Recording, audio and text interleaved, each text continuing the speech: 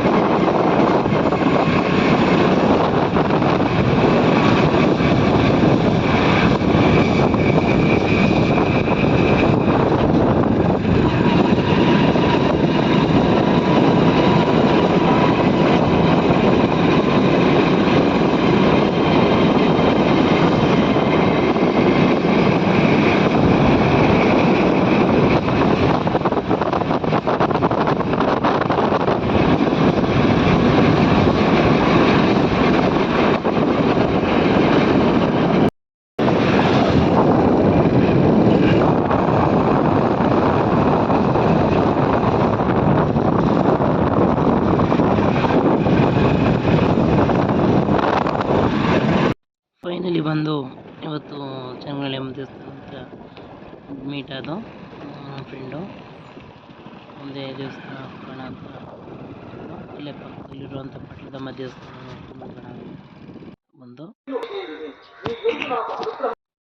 విశేషమున నీ పాదదర్శనము నాకు కలిగను అని చెప్పిన వరలక్ష్మీదేవి సంతోషించి చారుమతికి అనేక వరములిచ్చి అంతర్ధానమయ్యారు. చారుమతి తక్షణమున నిద్ర వేలుకొని ఇంటికి 4 ప్రక్కలను చూసి వరలక్ష్మీదేవిని కానగా అహో మనము కలగంటేనే ఈ దినంబే కదా వరలక్ష్మీదేవి చెప్పిన దినంబని ఉదయంపుగానే మేల్కాల్చి స్నానాదులు చేసి అలికి మండపం ఏర్పరిచి అందొక ఆసనం వేసి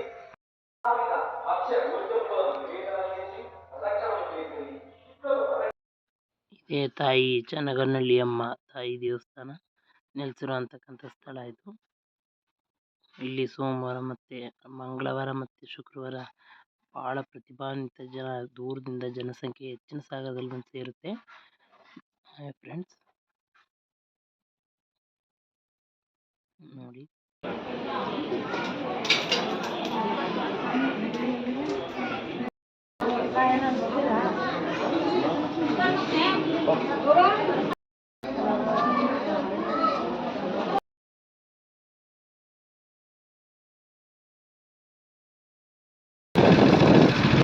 ದರ್ಶನ ಎಲ್ಲ ಮುಗಿಸ್ಬಿಟ್ಟು ಮನೆಗೆ